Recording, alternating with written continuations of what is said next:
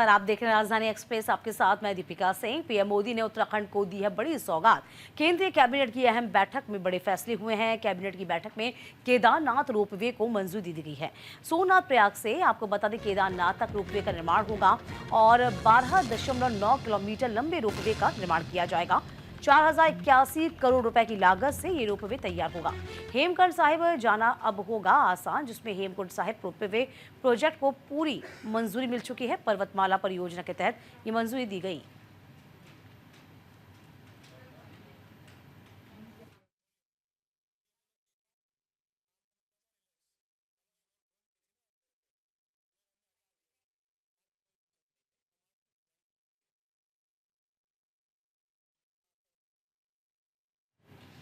तो पीएम नरेंद्र मोदी की अध्यक्षता में केंद्रीय कैबिनेट की बैठक हुई है। कैबिनेट बैठक में केदारनाथ और हेमकुंड साहिब के लिए रोपवे को मंजूरी मिली है।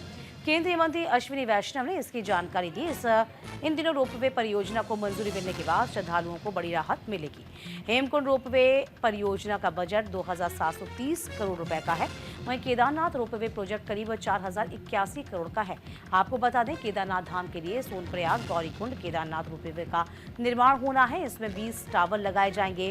रोपवे परियोजना में सोनप्रयाग, गौरीकुंड और केदारनाथ में 3 बड़े स्टेशन बनेंगे, जिसमें चीरबासा, लिनचोली में छोटे स्टेशन बनाए जाएंगे। रोपवे में 10 से 12 ट्रॉली एक साथ चलेंगी, जिसमें प्रति घंटा 500 से 1000 यात्रियों को आवाजाही की सुविधा मिलेगी। बता दें, गौरीकुंड से केदारनाथ तक 18 किलोमीटर खड़ी पैदल चढ़ाई है, जिससे तीर्थ यात्रियों को परेशानी का सामना करना पड़ता है। हर साल लाखों श्रद्धालु केदारनाथ पहुंचते हैं। उनकी सुविधा को देखते हुए मोदी कैबिनेट ने इस परियोजना को मंजूरी दे दी है।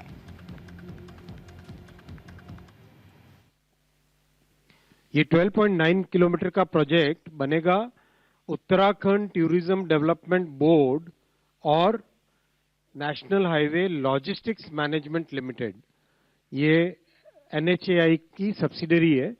इन दोनों कंपनीज के जॉइंट वेंचर से बनेगा। अभी जो रास्ता है उस रास्ते में और इसमें बहुत बड़ा डिफरेंस आ जाएगा। जो बड़ा फायदा होगा वो ये होगा कि जो आज 8 से 9 घंटे की जर्नी है वो 36 मिनट्स की जर्नी हो जाएगी। 8 to 9 आवर्स की जो जर्नी है, that will become a journey of 36 minutes. और ये जो टेक्नोलॉजी इसमें लगाई गई है, that is called 3S technology. इसमें 3 केबल होते हैं एक साथ। 3 केबल में एक केबल हॉलेज का काम करता है, 2 केबल उसको सपोर्ट करते हैं पूरे गंडोला को। और जो गंडोला है वो अपने आप में एक मिनी बस जैसा है। 36 लोगों के बैठने की कैपेसिटी, उसमें 36 लोगों के बैठने की कैपेसिटी, ऑलमोस्ट लाइक एक छोटी सी बस के जैसा है।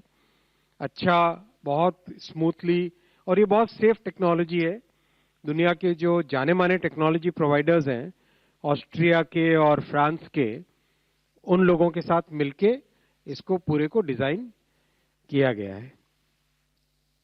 बहुत बड़ा श्रद्धालुओं को तो बेनिफिट होगा ही होगा, और साथ ही साथ बहुत बड़ा जो लोकल बिजनेसेस हैं उनको भी बहुत बड़ा बेनिफिट होगा। लोकल यात्रियों की सुविधा के लिए जो लोग भी काम में लगते हैं।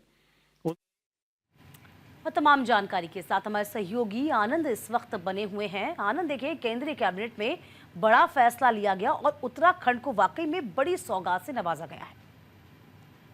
बिल्कुल, आपने दीपिका सही कहा, बड़ी सौगात दी गई है उत्तराखंड में। और उत्तराखंड की अगर विशेष तौर पर बात करें, 2 धार्मिक संस्थानों को, जिसमें एक केदारनाथ है। आप और हम जानते हैं कि केदारनाथ की चढ़ाई कितनी कठिन होती है, और आमतौर पर मेनली अगर बात की जाए तो कहीं ना कहीं माना जाता है कि सबसे कठिन चढ़ाई में से एक केदारनाथ की होती है, और उसके साथ हेमकुंड साहिब की।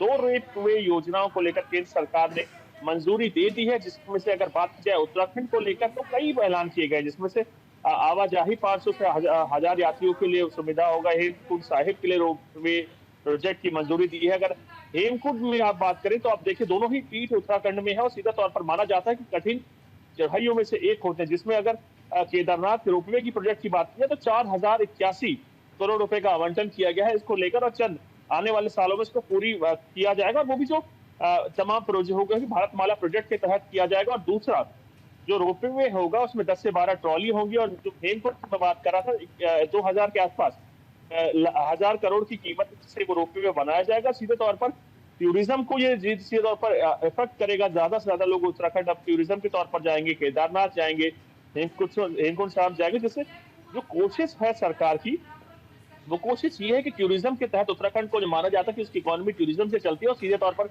हेमकुंड साहिब और सीधे केदारनाथ, दो बिल्कुल ही जो डेमोग्राफी है वो बहुत हार्ड है। सीधे तौर पर वहां पे टूरिज्म को बढ़ाना, जिससे वहां की इकोनॉमी पूरी प्रॉपर तरीके से चल सके। और उसके आप देखिए कई प्रोस एंड कॉन्स होते हैं। सीधे तौर पर अगर आप देखिए, अगर रोपवे बनता है तो ज्यादा से ज्यादा लोग केदारनाथ जाने की कोशिश करेंगे, और सीधे तौर पर वो अच्छा, हम ये भी देख पा रहे हैं आनंद कि लगातार और पर्वतीय राज्यों के अकॉर्डिंग हम ये देखें, उत्तराखंड को वाकई में एक विकास के लिए चहुमुखी आयाम मिल रहा है। अब आपने देखा इंटरनेशनल हम गेम्स के हम जिक्र कर लें जो इस वक्त हुए, नेशनल गेम का जिक्र कर लें, वो वहाँ पर हुए हैं।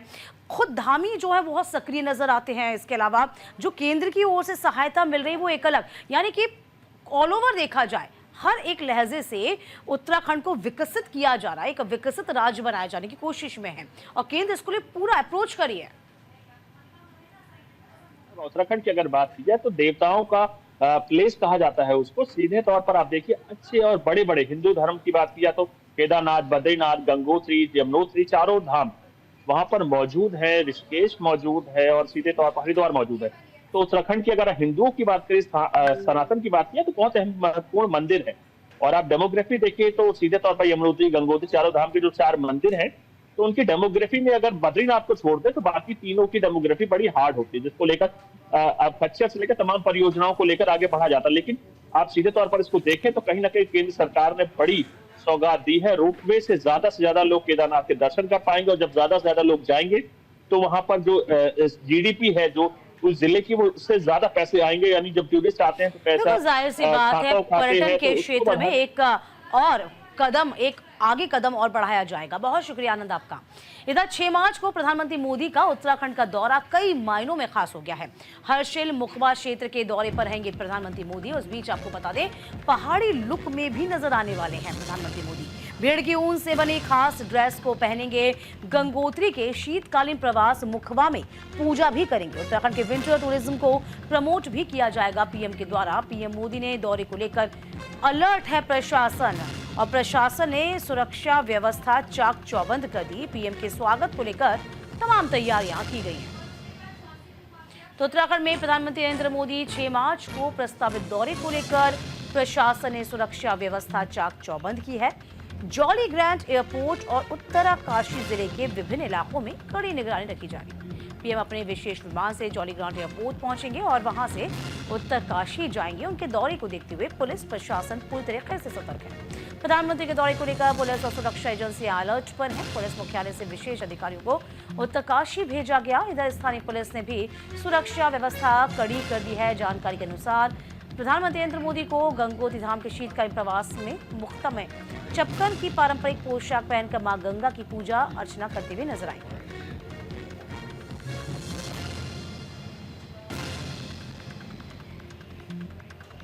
तो पीएम मोदी के दौरे को लेकर हर्षिल और मुखबा तैयार है। जी हां, देखिए आपको बता दें, मुखबा में मां गंगा की विशेष पूजा होगी। पीएम मोदी करेंगे। पीएम मोदी के स्वागत के लिए प्रशासन की तैयारियां हैं। प्रधानमंत्री के लिए बनाया जा रहा है विशेष परिधान। भोटिया और किन्नौरी जनजाति के जो लोग हैं वो इस परिधान को तैयार कर रहे हैं, जिसमें कोट है, पजामा है और पहाड़ी टोपी विशेष है। पहाड़ी टोपी में उत्तराखंड का राज्य पुष्प कमल भी इंगित होगा।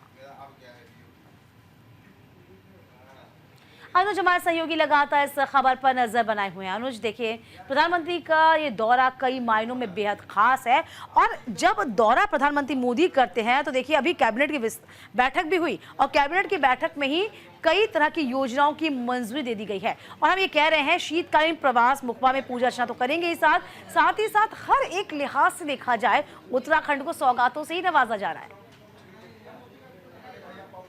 प्रधानमंत्री नरेंद्र मोदी का दौरा बेहद खास है, और इससे पहले ही प्रधानमंत्री नरेंद्र मोदी ने एक बड़ी सौगात दे दी है उत्तराखंड को, कि चाहे वो केदारनाथ रोपवे हो, हेमकुंड साहब रोपवे हो, दोनों रोपवे की सौगात भी दे दी है। प्रधानमंत्री नरेंद्र मोदी 6 तारीख को यहाँ पहुंचेंगे। साथ ही साथ उत्तरकाशी दौरे पे रहेंगे, जहाँ पे वो माँ गंगा की जो डोली जहाँ पे रखी जाती है मुखबा, वहां पे पहुंचेंगे, पूजा अर्चना करेंगे। साथ ही साथ 2 जो ट्रैक है उनको उनकी सौगात भी देंगे पूरे देशवासियों को, जो भी साहसिक खेल करना चाहते हैं और जो साहसिक पर्यटन के लिए भी जो है बड़ा महत्वपूर्ण दौरा है प्रधानमंत्री नरेंद्र मोदी का। चूंकि मुख्यमंत्री ने साफ किया कि आज उन्होंने बैठक भी ली मुख्यमंत्री ने कि किस प्रकार से दौरा रहेगा, उनका डे टू डे का कार्यक्रम भी रहेगा और साथ ही साथ प्रधानमंत्री के हृदय में जो है उत्तराखंड बसता है, इस वजह से वो उत्तराखंड आ रहे हैं और दोबारा दूसरा उनका दौरा है, तो इस वजह से कई सौगातें भी उत्तराखंड को मिलेंगी। साथ ही साथ जो पारंपरिक परिधान है, उत्तरकाशी के जो जनजातियां हैं वहाँ के जो पारंपरिक परिधान है वो प्रधानमंत्री नरेंद्र मोदी को जो है भेंट की जाएंगे। इसके अलावा जो उत्तराखंड की टोपी है जिसमें जो ब्रह्म कमल है, जो यहाँ की जो निशानी है, ब्रह्म कमल हो या मोनाल पक्षी हो, उस टोपी को जो है प्रधानमंत्री नरेंद्र मोदी को भेंट किया जाएगा। कई प्रकार की जो योजनाएं हैं, जनसभा को भी संबोधित करेंगे। साथ ही साथ शीतकालीन जो यात्रा है उसका संदेश पूरे विश्व को देंगे कि पहले तो चारधाम यात्रा जो होती थी वो 6 महीने के लिए होती थी, लेकिन अब साल भर शीतकालीन यात्रा, चारधाम यात्रा रहेगी, जिसमें शीतकालीन में भी जो पर्यटक है वो उत्तराखंड आ सकते हैं। अलग अलग जो धाम है, गंगोत्री की जो डोली मुखबा में होती है, यमुनोत्री की डोली भी जो है यमुना उसमें होती है और साथ साथ केदारनाथ की डोली जो है ऊखीमठ ओंकारेश्वर मंदिर में रखी जाती है और बद्री विशाल की जो डोली है वो जोशीमठ स्थित नरसिंह मंदिर में रखी जाती है। तो इन चारों जगहों पर जो टूरिस्ट है वो आ सकता है, देख सकता है, दर्शन कर सकता है और उत्तराखंड का जो टूरिज्म है वो बढ़ेगा, राजस्व भी बढ़ेगा। तो ये बड़ी सौगात प्रधानमंत्री नरेंद्र मोदी उत्तराखंड को देने वाले हैं। जी अच्छा, हम चर्चा पहले भी कर चुके हैं कि तमाम जो और पहाड़ी राज्य हैं उनसे ज्यादा उत्तराखंड जो है विकास के पथ पर अग्रसर है। देखिए, केंद्र तो सहयोग कर रहा है, लेकिन खुद यहाँ पर जो सीएम की मंशा भी है ना, हम कह सकते हैं कि धामी की मंशा भी है कि उत्तराखंड आगे बढ़े। वो खुद भी प्रयास करते नजर आते हैं। ये इनिशिएटिव जो वो लेते हैं ना, ये अपने आप में तारीफ करने लायक है। बिल्कुल, चूंकि प्रधानमंत्री नरेंद्र मोदी जब उत्तराखंड आते हैं तो बहुत सी सौगातें उत्तराखंड को दे के जाते हैं। इसी वजह से मुख्यमंत्री पुष्कर चूंकि युवा मुख्यमंत्री हैं, उत्तराखंड का विकास और विकास के नए आयाम स्थापित हो, यही वो लगातार कोशिश भी कर रहे हैं। केंद्र सरकार की योजना और राज्य सरकार की योजनाएं जन जन तक पहुंचे और जो हर जो क्षेत्र है वो टूरिज्म के तहत जाए। क्योंकि पहले जब आदि कैलाश आए थे प्रधानमंत्री नरेंद्र मोदी, तो वो एक टूरिस्ट प्लेस बन गया था, कुमाऊं का बड़ा टूरिस्ट प्लेस था, और अब गढ़वाल में आ रहे हैं तो गढ़वाल में उत्तरकाशी एक बड़ा टूरिस्ट प्लेस बन करके उभरेगा। क्योंकि उत्तरकाशी हर्षिल लोग जाते हैं और उत्तरकाशी का एक गांव है, दीपिका, मैं आपको बताना चाहूँ कि जखोल गांव है। जखोल गांव की जो पारंपरिक कला शैली है, जो वहाँ के जो घर बने हुए हैं वो अपने आप में एक अद्भुत है। वहाँ पे इंसान जा सकता है और वहाँ से हिमालय का जो है खूबसूरत नज़ारा वो अपने पास कैद कर सकता है, वहाँ रह सकता है, रमणीक स्थान है। तो कई ऐसे जो टूरिस्ट स्पॉट है, केदार कांटा टूरिस्ट स्पॉट है जहाँ पे ट्रैक करके इंसान जा सकता है। तो ये बहुत सी चीजें हैं जो कि अब उत्तरकाशी का जो एरिया है, गढ़वाल का जो एरिया है, वहां पे प्रधानमंत्री आ रहे हैं और जाहिर सी बात है कि जहां प्रधानमंत्री जाएंगे तो उससे बाद जो वहां का टूरिज्म है वो आगे बढ़ेगा और जिससे उत्तराखंड को राजस्व की प्राप्ति। चलिए, बहुत शुक्रिया अनुज आपका तमाम जानकारी देने के लिए। बढ़ेंगे आगे। माणा एवलांच हादसे की अब न्यायिक जांच की जाएगी। हादसे की होगी मजिस्ट्रेटी जांच के आदेश दे दिए गए हैं। चमोली डीएम संदीप तिवारी ने जांच के आदेश दिए। देखिए, जोशीमठ एसडीएम जांच अधिकारी नियुक्त किए गए। हिमस्खलन में हुई 8 मजदूरों की मौत थी। तो फिलहाल 28 फरवरी को चमोली जिले में आड़ा में हिमस्खलन की घटना घटित हुई थी। हिमस्खलन में 55 मजदूर दब गए थे। इसमें से 46 लोगों को भारतीय सेना और आईटीबीपी ने रेस्क्यू किया। घटना में 8 लोगों की मौत हुई। अब इसे पूरे मामले को लेकर राज्य सरकार के निर्देश पर डीएम चमोली संदीप तिवारी ने मजिस्ट्रेट जांच के आदेश दिए हैं। जोशीमठ उप डीएम को जांच अधिकारी नियुक्त किया गया। और है कि चमोली के डीएम संदीप तिवारी ने 28 फरवरी को चमोली माड़ा में आए एवलांच हादसे में मजिस्ट्रेट जांच के आदेश दिए। डीएम ने जोशीमठ एसडीएम को जांच अधिकारी नियुक्त किया है। चमोली हादसे में अभी भी एक मजदूर लापता, जबकि 46 मजदूरों को सकुशल रेस्क्यू किया गया था। इस हादसे में 8 लोगों की मौत हुई थी। अभी कुछ मजदूरों का इलाज जारी है। चमोली कुछ मरीजों का ऋषिकेश एम्स में इलाज चल रहा है। चमोली में हेमकुंड साहिब मार्ग यात्रा पर भूस्खलन है और हेमकुंड साहिब को जोड़ने वाला पुल ध्वस्त हो गया है। गोविंद घाट से हेमकुंड साहिब जाने वाला पुल ध्वस्त कर दिया गया। पहाड़ी से मलबा गिरने से पुल ध्वस्त हो गया है। पुल ध्वस्त होने से गांव का कटा है संपर्क। साल 2015 में इस पुल का निर्माण हुआ था तो सीमांत जिला मुख्यालय चमोली के चाइना बॉर्डर पर गोविंद घाट से हेमकुंड साहिब जाने वाला पुल भूस्खलन के चलते ध्वस्त हुआ। सुबह गोविंद घाट में हेमकुंड साहिब और फूलों की घाटी वाला मुख्य पुल चट्टान का हिस्सा गिरा, टूटकर ये ध्वस्त हुआ। पुल ध्वस्त होने से पुलना, घांगिरिया और भ्यूना हेमकुंड साहिब और फूलों की घाटी की आवाजाही पूरी तरीके से बंद हुई। दर्जनों वाहन अलकनंदा नदी के उस पार फंस गए हैं। चमोली जनपद में गोविंद घाट में हेमकुंड साहिब को जोड़ने वाला एकमात्र मोटर पुल भूस्खलन से ध्वस्त हुआ। अब बताया ये भी जा रहा है कि पहाड़ी से भारी मात्रा में मलबा गिरने से पुल को काफी नुकसान हुआ।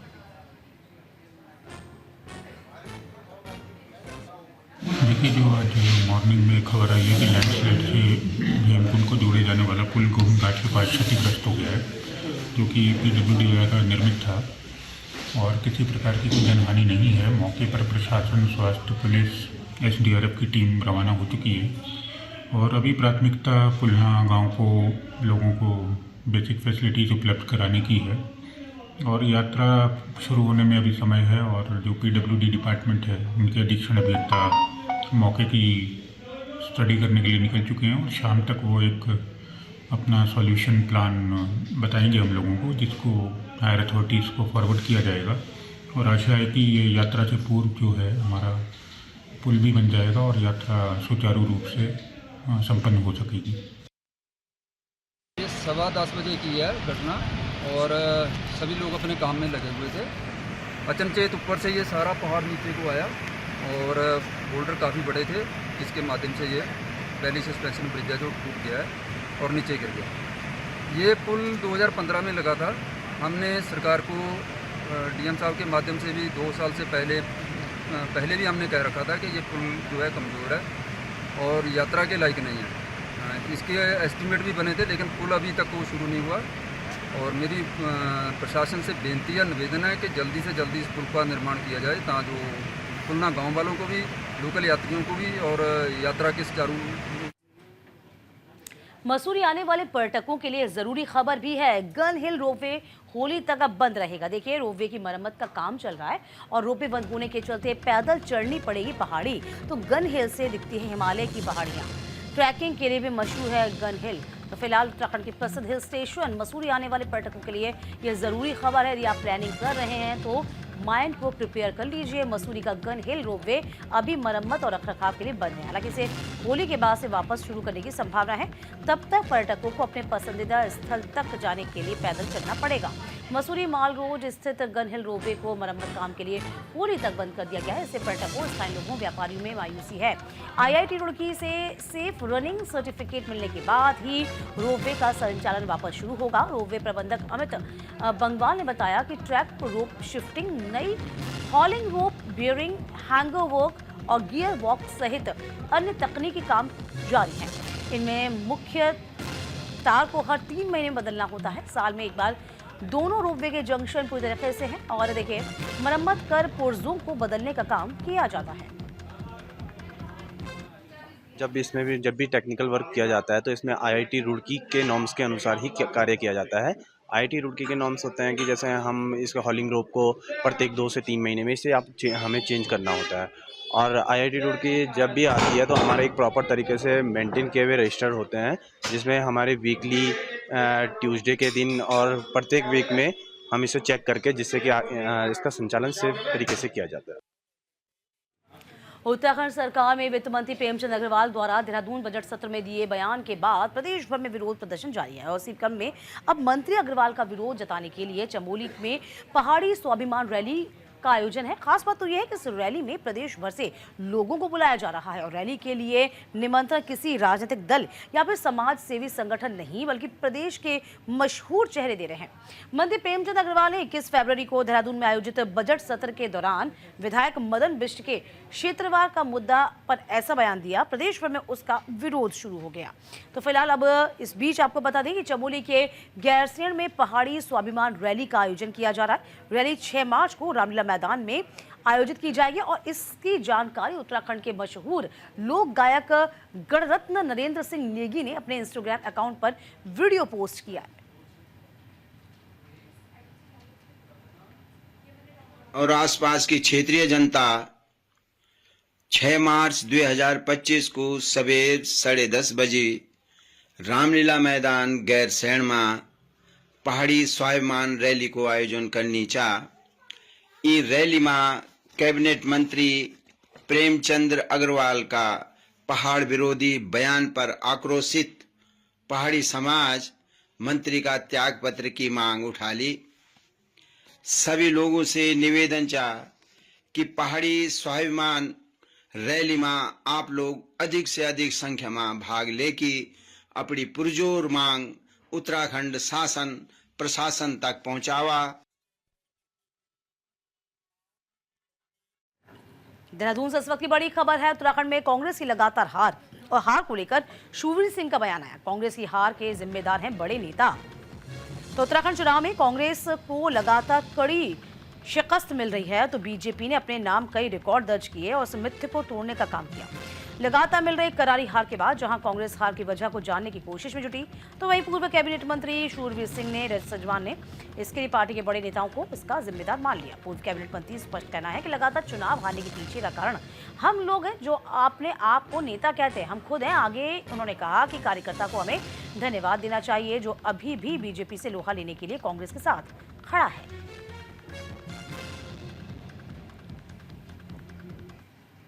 और इसी के साथ इस बुलेटिन में अभी के लिए बस इतना ही।